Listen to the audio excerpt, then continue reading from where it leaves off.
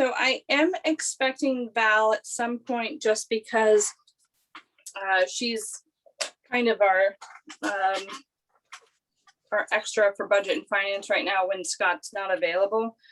But she had a site visit tonight at the school, so she's going to be running late. And Scott said he was going to try to get on, but I know he has been resting a lot, which he should be doing. So bear with me. I'm just going to get some legal stuff out of the way. Welcome to the continued FY22 committee as a whole budget meetings. Consistent with the governor's order suspending certain provisions of the open meeting law and banning certain gatherings such that an in-person meeting of the budget and finance group is not possible. This meeting will be conducted by remote participation. The public may not physically attend this meeting, but every effort will be made to allow the public to view and listen to the meeting in real time and participate when necessary. Welcome, Scott. So tonight we have with us, good God, how did I gained you and lost John? That's not a net gain. We can't lose John. All right, so with us tonight is Councillor Memhard, as the vice chair, Councillor McCarthy, and myself as chair, Councillor Cox. Also with us tonight, clerk of committees, Sherry Carvallis, school CFO, Gary, how do you say your last name? Frisch? You got to unmute yourself. Yep.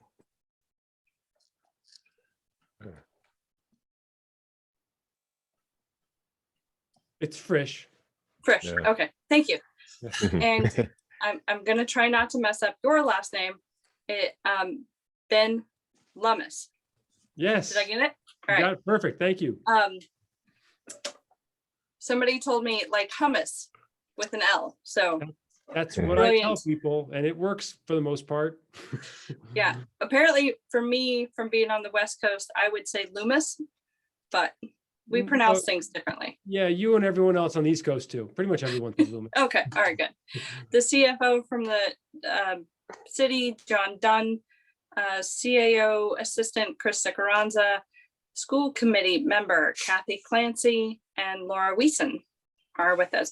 Melissa Texera did message me earlier and tell me that she was unable to be at the meeting tonight, but she asked us to give $1 million more, but unfortunately, I don't know that that's going to happen. And also, All right. Chairman Pope will join us. He's just at the site visit right now. Okay. How did you want to start do you want to start with your presentation? Is Chairman Pope going to be presenting, or are you? No, I'll be presenting. Okay. Well, I haven't checked with Kathy Clancy before this moment, but she is our chair, the chair of the school committee's BNF, and I'm not sure, Kathy, if you want to do a short introduction before the presentation or not. It's up to you. Just a very short thank you for Yep. the opportunity to present our budget. We have tried to be very cognizant of the unknowns, not necessarily this coming year, but certainly the year after. So we're trying to basically use our budget to do some really impactful curriculum items that we believe are really high priority, while also trying really careful to manage everything else in a very minimal way.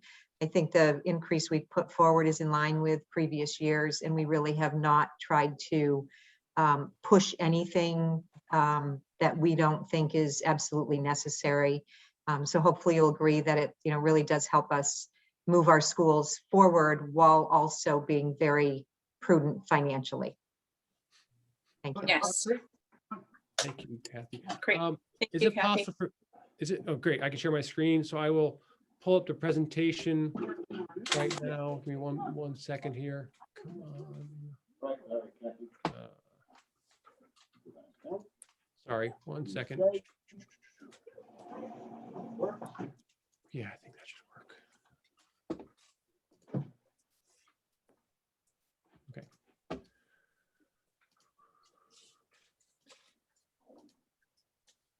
Okay. There we go.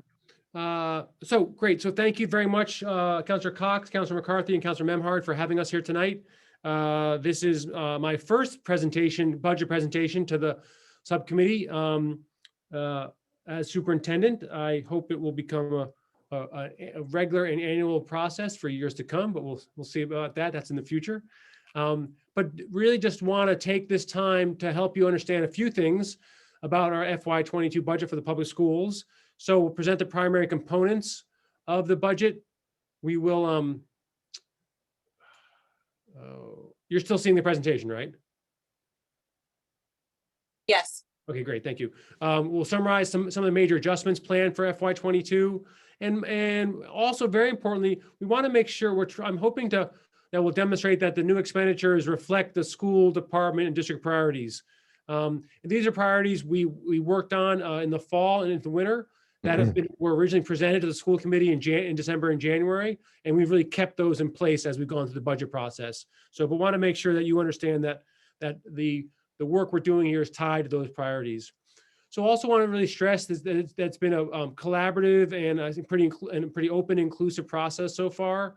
Primarily working with our budget managers in the fall, it's principals, assistant superintendent, directors, really working through them, sitting down with each one of them. Both Mr. Frisch and I had a couple different rounds of meetings with those folks to discuss, partly for me, learn what their priorities are, but also understand what their strengths are and understand what requests are. You will, as I work together with the city council in the upcoming years, you'll learn that I am someone who really wants to build on strengths. We address the places we can grow and need to grow, but also want to continue to do more of what we are already doing well. And there's a lot we're doing well in the public schools. And then so we had couple of rounds of that, and then starting in January, shared with the our BNF subcommittee the priorities that were coming out of those meetings. We did that over the course of 3 different meetings with all schools presenting and also our departments. And then went into the real sort of development, finalization of the budget, drafting the budget, going through various iterations of it, presenting it at school committee, public hearing, an annual process which you're familiar with, and then ultimately came upon the budget that we're sharing with you tonight and presenting, summarizing really for you tonight. So I do also want to stress another really important piece of this process was working with John Dunn. We met with John at least 2 or 3 times so far, first early on in November, and then a couple times during the process to understand where the city was in terms of finances and what he was anticipating. And he's really been helpful to us in terms of keeping us on track and making sure that we were requesting just what he anticipates will be available to us. So we're not asking for more than that tonight, but really do want to acknowledge his help and partnership as we've gone along the process. That's been a very important piece, especially for me being new. Just our budget calendar, I've sort of covered this already, but as you can see, we have multiple meetings on this process. And where we are right now is on the second page here, obviously a presentation to all of you. Ultimately in June, the city council will have the final vote on the total school department appropriation. And then we're aiming for a June 23rd school committee vote on the final budget. So have been a lot of ways through the process, but some very important steps still to go, obviously. We have 4 guiding principles on building our FY22 budget. The first, as I've already mentioned, is really based on our strengths and priorities, and that's for learning, for student learning, student support, and also high quality instruction across our schools, all of them. And with that, we try to balance coherence and autonomy. So we're across our elementary schools, there's similarities, there's coherence to our program, our instruction. At the same time, we allow for each school to have its own culture. It has its own students, its own staff. So that's always a good balancing act, but I think it's a balancing act actually that I've seen in Gloucester is better met than most other places, districts I've worked with and worked in. It's always will be connected to the district improvement plan. We'll be working on and revising the district improvement plan over the next half year to year. And so next year, there'll see some changes on that. But at this point, this past year was not necessary or prudent to make wholesale changes in that improvement plan. So we're moving that forward.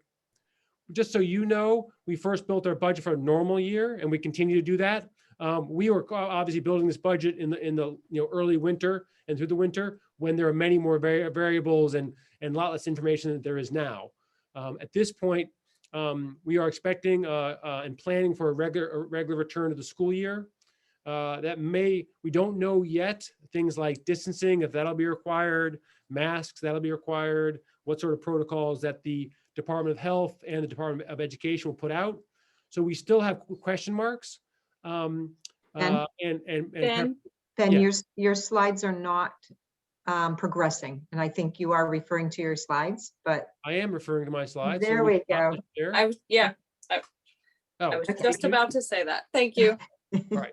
Let me do just one thing to fix that once and for all.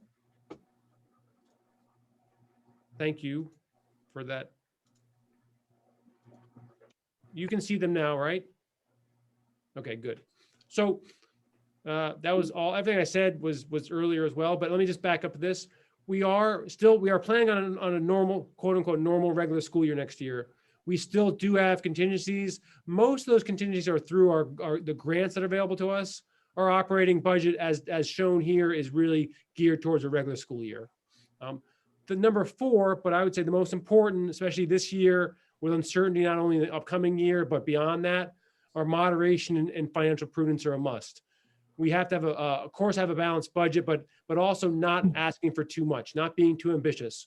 We want to do a few things, better and well, but we have to have a real balanced approach to any increases and reductions, and not, sort of rock the boat too much at this point because of the uncertainty that's ahead.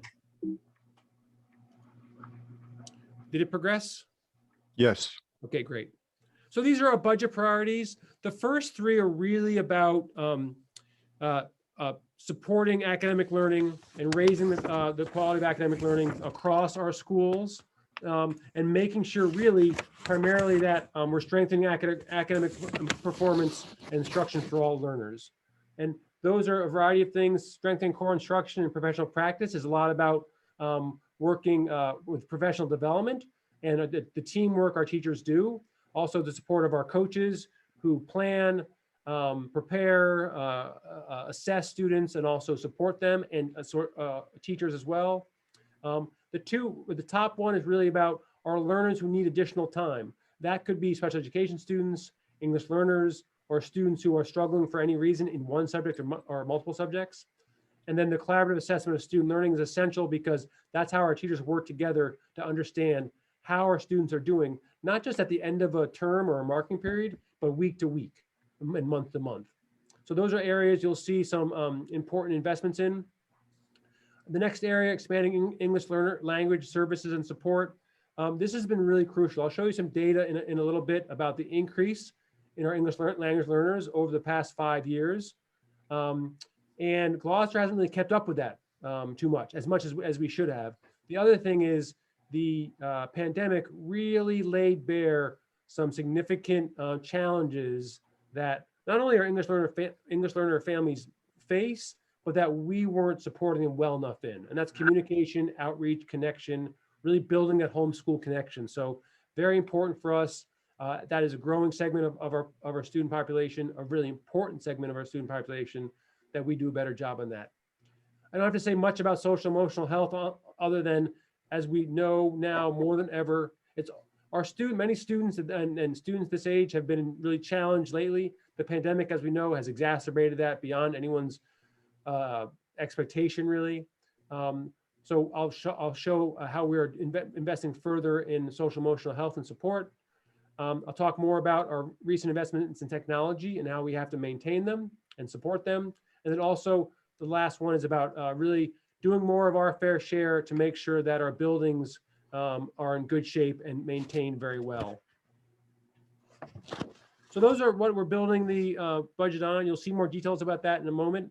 I do want to go into some of the basics of our budget, the primary areas that it's built upon. And these are primary expense categories. So salaries and benefits and ordinary expenses. You can see that, as in most organizations, and especially municipal organizations, the bulk of our budget, 86%, goes to salaries and benefits. Okay. That is pretty normal. That percentage is well within a normal range, but it is, it is the biggest driver of our budget, like it is in many organizations. These are how our salaries are broken down. In terms of what areas. So professional includes all teachers as well as building administrators, central office leaders, that sort of thing. In terms of clerks, those are paraprofessionals and our new supervisors. Clerical salaries are pretty self-explanatory. You can see that even though our English language learners are about 10% of our population, the funding in terms of salaries itself is a very low 2%. And then the other salaries, which makes up 4.5%, is a range of folks, including bus monitors, transportation, school health coordinators, nurses, tutors, that sort of thing. It's sort of a catch-all category, honestly. But that's only a 4.5%. So then we get into what really drives the changes in our budget. And these, most of these, 1, 2, 3, 4, 5, really the first 5 are, really focused on salaries and benefits. These are in many ways mandated or contractually obligated increases or adjustments each year. Pretty much health insurance almost always is an increase, obviously, but the other ones are really written into our contracts and drive increases in the salary, of course. Retirements are always an adjustment, up and down, often, and we always plan for some savings from retirements. New positions and program expenses. So where are we targeting our priorities and any additional dollars we have after our mandated expenses? Special education out of district tuition is also mandated by our legal responsibilities to our special education students who are, we're teaching in our buildings, but also in this case out of district. And then transportation costs as well always, drive increases. And that's all transportation, but also really primarily special education transportation as well, which we're obligated to provide legally. I will say this quickly, we are looking long and hard at how we can increase access to buses. And that's by reducing fees, but also in the very, I'd say, nascent stages of developing a campaign to have fewer kids in cars and more kids walking, biking, and riding the bus. So those are just some of the major sort of drivers that we have to address and really account for in our budget each year. Here's the interesting data on our English language learner enrollment. So you can see, like, literally it's exactly 10% growth every year, almost to the student. It's kind of surprising actually that it's that consistent, but this is just for the past 5 years. So we have about 2,700 students, 2,800 students in our schools right now. You can see that it's almost not only 10% growth every year, but at this point, almost 10% of our students are classified as English learners. And there it is by school. You'll see as I continue that we are adding some staff to support our English learners and their families. And that will be concentrated at GHS, at Beeman and Vets and O'Malley. They will work it's one new staff member. It isn't a whole lot. We'll be concentrated in those schools, but we'll be available and we'll work across all schools. So here we are into the changes. So what's different this year going forward? So I just want to remind you about the budget priorities because I'll go into more detail on these and show you how it's linked to the new investments. Here's just an overall summary of our budget. You can see this current year, we're at $44.4 million. We're proposing an increase of $1.25 million up to $45.6 million. And you can see that that's a total increase of 2.82% over the current year. But very importantly, if you take out health insurance, that reduces to 2.36% increase. So in terms of all those mandated expenses, any program improvements, any health insurance increases, not health insurance increases, what we have to spend is under $1 million to really continue to strengthen our program, get better at what we do, and also make sure that we're paying our staff at a good and productive rate. So it doesn't go very far, but I feel like our folks are good at stretching this and using it well. Just in terms of historical, putting it into historical perspective, You can see the last really, is that 7 years, last 6 years, and then the new year. The 2.82% increase is we're right in line with prior increases. You'll see they range from a high of 2.90 down to 2.16 in a particularly difficult year, or more difficult year, I should say. But we are trying to work with John Dunn and have our increases in line with recent past. And I feel like we've done quite a good job of that based on his guidance. So here are some significant cost adjustments. These are the things some of the things I talked about earlier, but just putting some numbers on them. So salary increases, we're estimating for just over $600,000. We've decreased in terms of, this is where I get in terms of the balancing, our additions and reductions. You'll see ordinary expenses and retirements or savings. Our new program increases and new positions, I'll go into those into detail. And then our health insurance increase is significant there at almost $350,000. But there's some of the pluses and minuses that get to that 1.25 million increase. And then this is just putting health insurance in perspective. As I hope you know, you should know, the city is a member of GIC Group. Of course, you know that. But that means that the city has a very generous, pays a very generous percentage of our employees' insurance premiums. That ranges depending on the program that an employee picks. But you can see that while less than typical years, still increasing at 6%, is certainly higher than we would ever go in terms of our overall budget increase. So that continues to take up, even at 5.7% of an increase over last year, still is growing much faster than our budget is. I would love a return to the days of FY19, but I don't think we're going there anytime soon, unfortunately. And then another driver of our budget, just to put numbers on it, is our out-of-district tuition. You'll see a very clear path of us working very hard with our special education educators, our special education teams and director on making sure our students who have really high needs, we are able to teach them in their home schools, in their home city.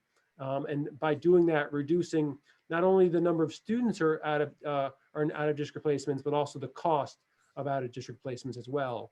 And so while this is actually decreased a little bit this year, and that's because of some graduations of students who are in out of district placements.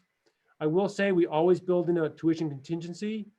We are on the hook starting in the spring for new students who either move into the district and need an out district and are coming already in an out district placement, or if we have to through these IEP and planning process, if a student needs to be placed in an out of district placement over the next year. So we always build that in so we can account for those changes, which there are always fluctuations at the end of the school year, this school year, and in the new school year, as we go across the year. So our new positions we're focusing on. So I mentioned our ELL support for English language learners. The first two positions really focus on that. First, an addition of one position that'll be allows us to have another full-time teacher at O'Malley, but also share that. Then have Beeman and Plum Cove share a full-time teacher.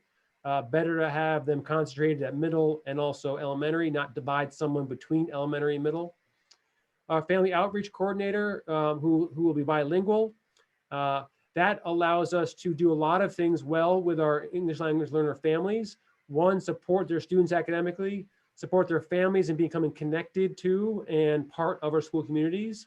And then also help with, this person will also help with outreach and coordination on our registration process for families who don't speak English and for every other family as well.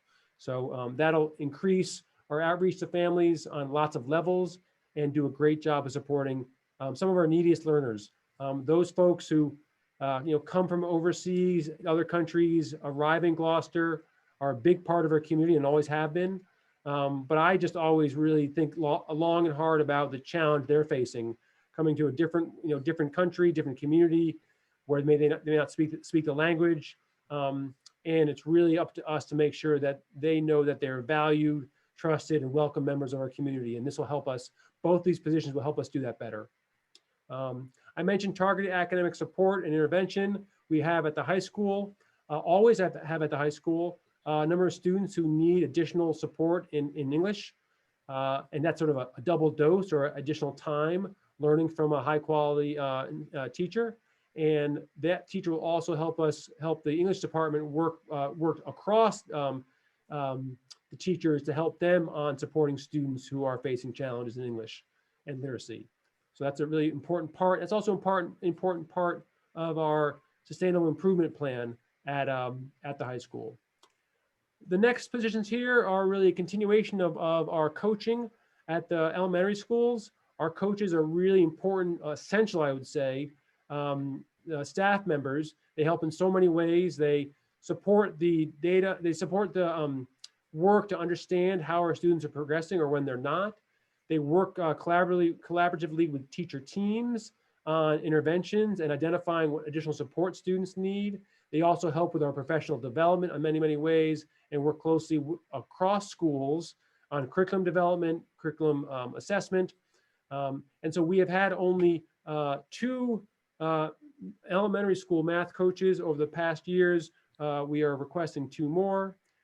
The next role is a very, very important one. This is about how do we continue to strengthen O'Malley and make sure that the curriculum there is being renewed and revised, that teachers are getting the time to develop it, engage in learning about it, and also really doing some of the work that is necessary, but the folks who are program leaders at the middle school don't have the time or available time in a schedule to do that important work, which helps us to strengthen core instruction in our professional practice. That is a big piece of the Sustainable Improvement Plan at O'Malley. O'Malley, as I think folks know, has been challenged of late.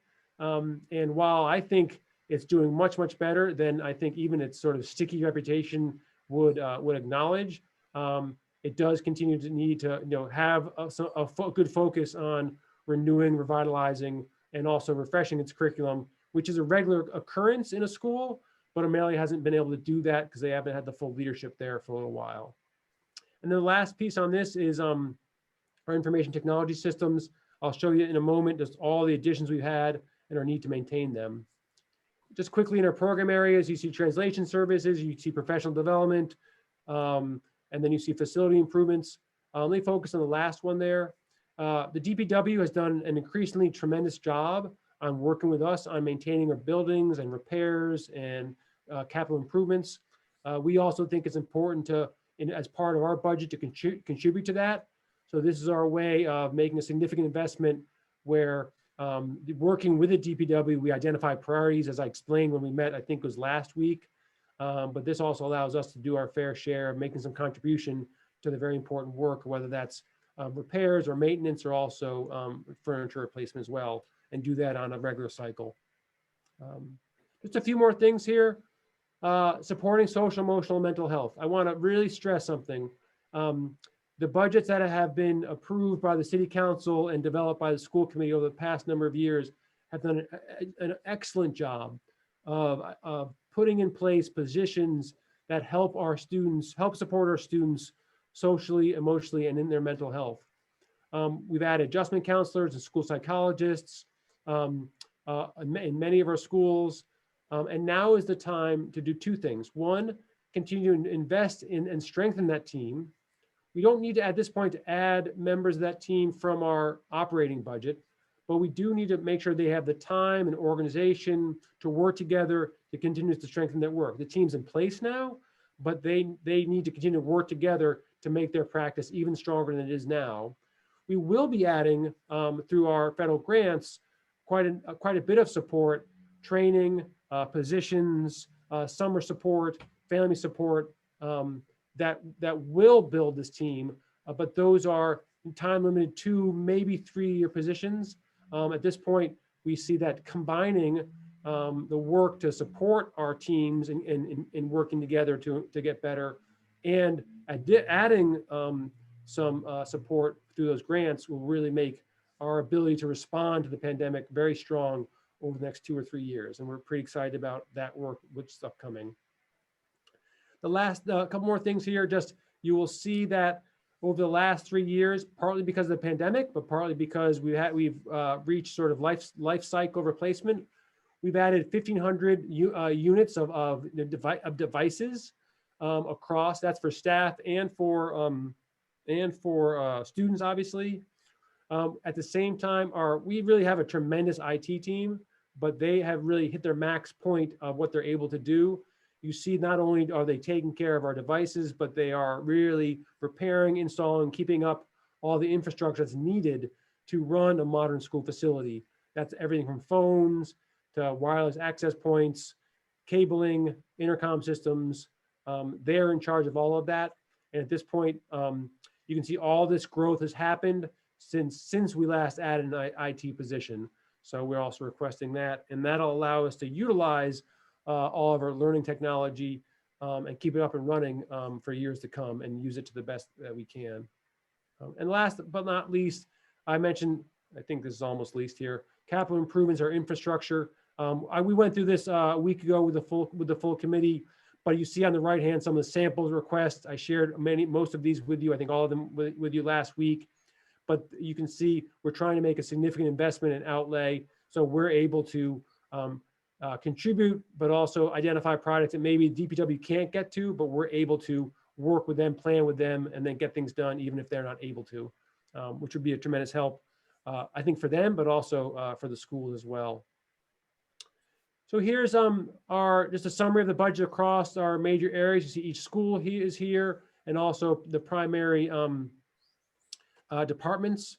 You see also employee benefits there. Again, not very significant growth in each of these. You see a few places that we've had larger growth in professional development. You see that. School facilities, as I just mentioned, the request is a significant increase. That's one area. Let me see others. Transportation, that's special education transportation for the most part, raising that item. And then also in central office, you see a bigger increase, but that is about the EL positions. We've moved one position to a full-time position that was just a school year position. That is our Title I, ELL, and grants coordinator. That's one person doing 3 jobs, essentially. And also the new position in EL, that's a district-wide position. And then the other piece is an increase of an upgrade of our finance director position as well. So that's really what accounts for that increase is 2 upgrades of a position and a new position. But that all adds up to the $45.6 million, the $1.25 million increase, which we've been talking to John Dunn about for months, and a reasonable 2.82% increase. Let me just wrap up here. That just summarizes what I've already shown you. What all that adds up to is Gloucester really being in the middle of the pack, which is really where we want to be. As you can see, just a little bit, this is per pupil. This is for FY20, which is the most recent comparisons we have. We have good reason to believe that we still maintain this sort of middle of the road. Our students get a great education, one that'll continue to strengthen. These are what we call DART districts. The Department of Education identifies up to 10 districts that are similar in a lot of data indicators than we are. And so we're in the middle of them, but also we've added some local comparisons, Hamilton Wenham, Manchester Essex, Rockport. But you can see that we maintain that sort of middle of the road. I think that's a good target to have. We've got to use that money wisely and use it to great impact. But I would say that we don't want to be way up there. We don't want to be way down too low. So I think this is a good place to keep aiming. We are considering contingencies and planning for just things that may come. So that's, there may be requirements from DESE that we don't know about yet. Physical spacing could be one of them. That would be very complicated because we can't fit all our students in all of our classrooms. There may be some required remote learning. We don't know that yet. So we have contingencies in our budget for that. And then also want to be prepared for any unknown change that could happen.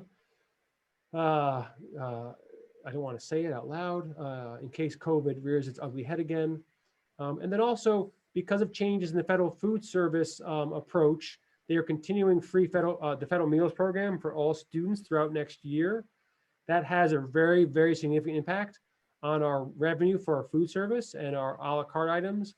But what we're hoping is that we'll be able to offer a la carte items, which is a big driver of our revenue, and thereby smooth out any loss in revenue.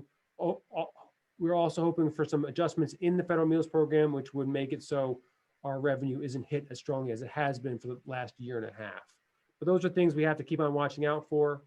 And then just the last upcoming steps, of course, we hope the city council will vote in June to support the school department appropriation, and then the school committee will wrap it up on June 23rd.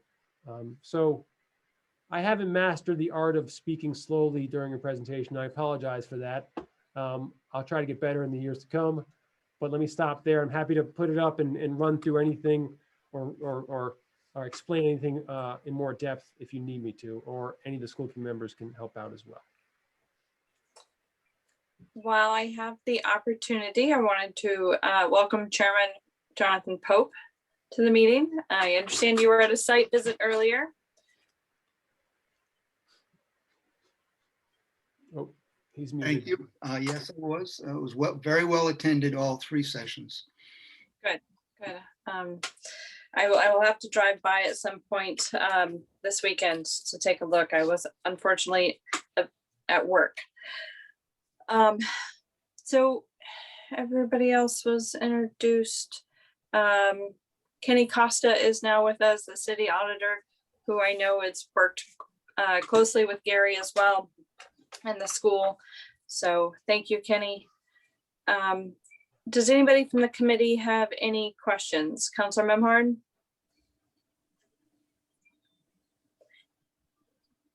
No, not at this time. Thank you. Thank you. Nice, clear presentation. Thank you, Ben. Thank you. I appreciate that. I think for the most part, anybody that wants to talk from here can just stay unmuted. I recommend, Ben, that you definitely stay unmuted. Councilor McCarthy. Yeah, thank you for speaking fast, Ben. We don't mind that on this committee at all. As long as I'm being coherent, that's probably important. We like that. We don't like slow talkers. The contract situations, how are you guys set now? I know I was following it for a while and kind of have lost contact or touch with where you're at. Yeah. School committee members, do you want me to answer that? Do you want to? It's up. I'm happy to follow your lead.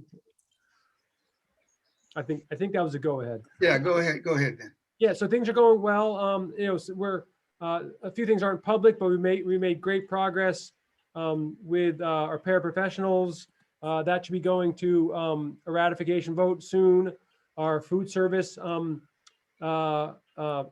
professionals, that's also actually the vote may have been taken today, so made great progress on that.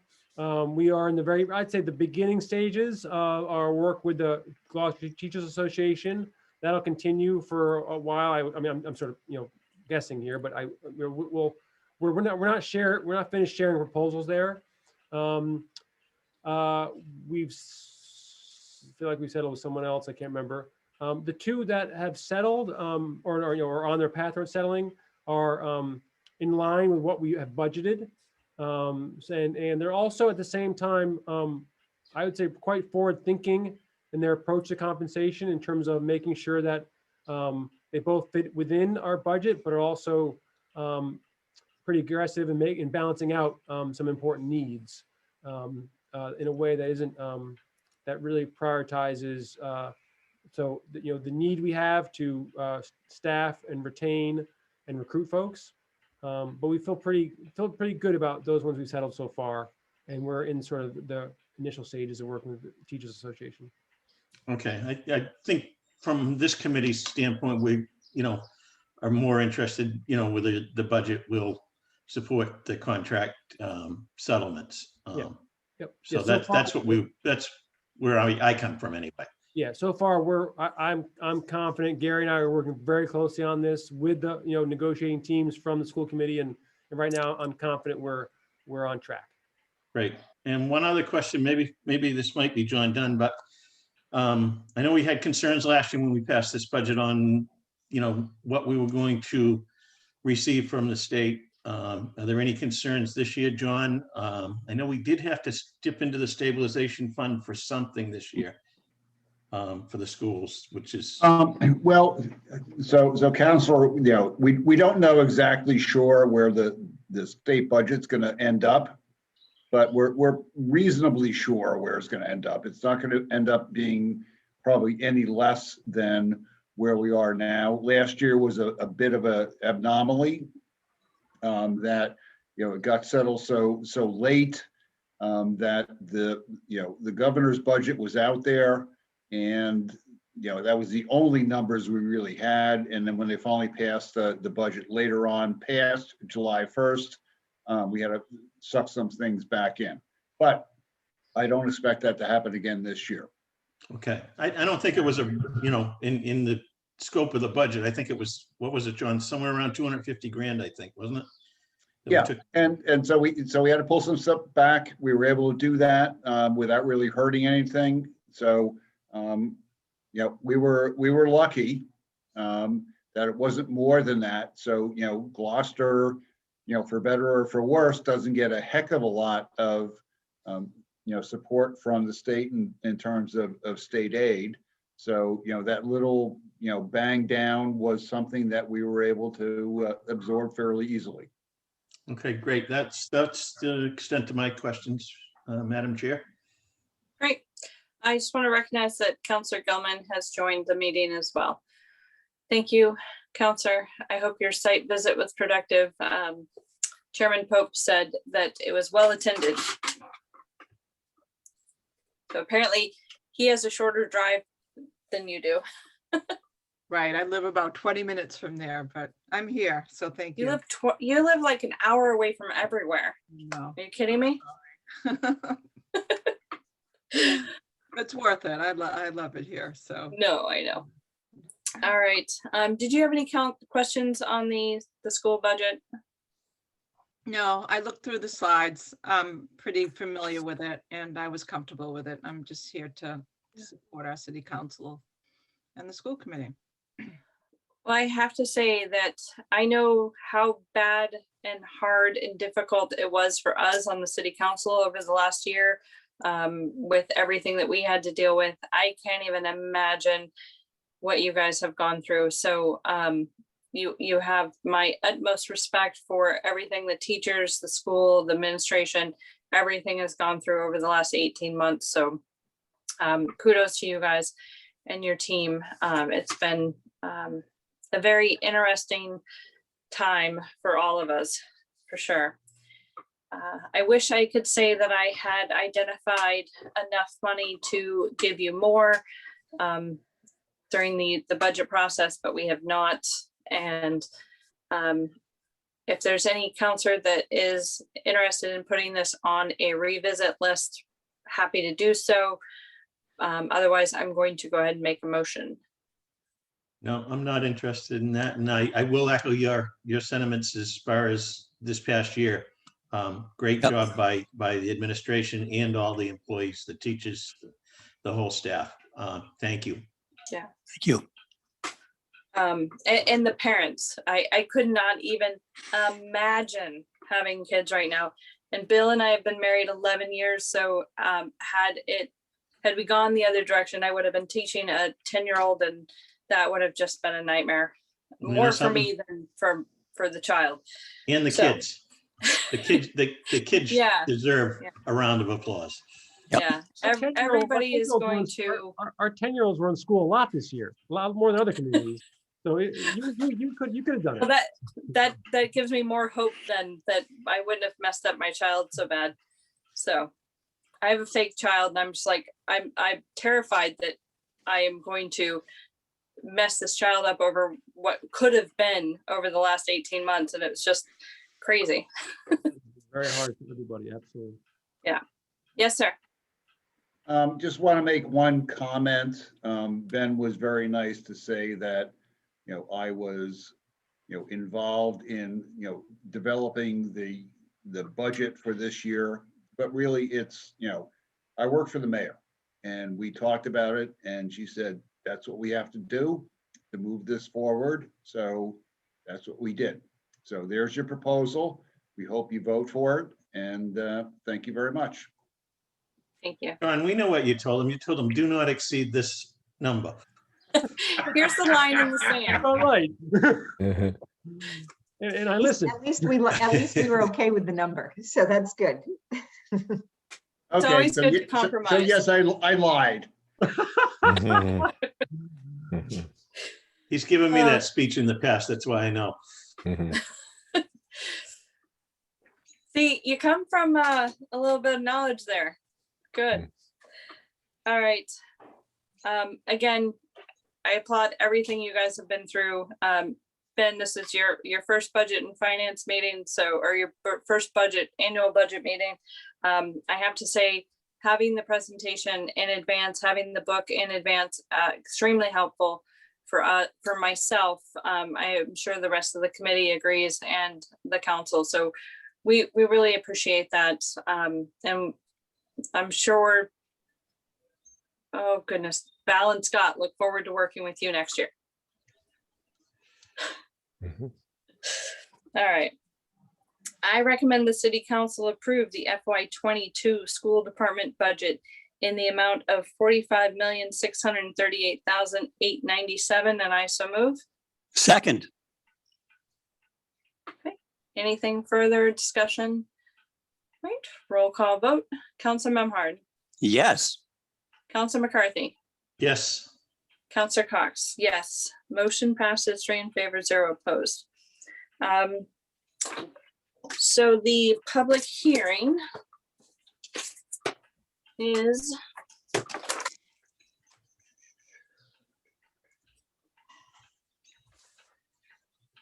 soon. Tuesday, June 8th, 6 p.m. It's going to be at a regular city council meeting, so it's not a special, it's not standalone, so it'll be towards the end of the meeting. We don't know what the agenda is going to look like yet, so I don't know how heavy or how late it's going to be. So stay tuned, keep an eye on our agendas, and we'll know more as we get closer to the date. Great. Well, thank you very much for your support, counselors, and also your appreciation of the work we've done this year. Thank you so much for that as well. As someone mentioned, it's a tremendous team, and it's taken all our staff. The school community members have been stalwarts, and then, as you said, families as well. I mean, the families have been just outstanding all year long in terms of taking care of themselves and others. So, thank you so much. I'm not sure whose bell that is, but I swear I'm not cutting you off. It's not the, I got enough. That's I'm all done. all right. All right. Well, we a motion to adjourn the committee as a whole budget meeting for FY22. I so move. Second. Thank you. Roll I was call waiting for vote. Scott, but I think he's frozen. Frozen. Yeah. Okay. Roll call vote. Council McCarthy, yes. Councillor Cox. Yes. Motion passes 2 in favor, 1 frozen. All right. Have a good night, everybody. Yes, Thank thank you. you. All right. Thanks, Sherry. Thank you. Thanks, everybody. You're welcome. Good night.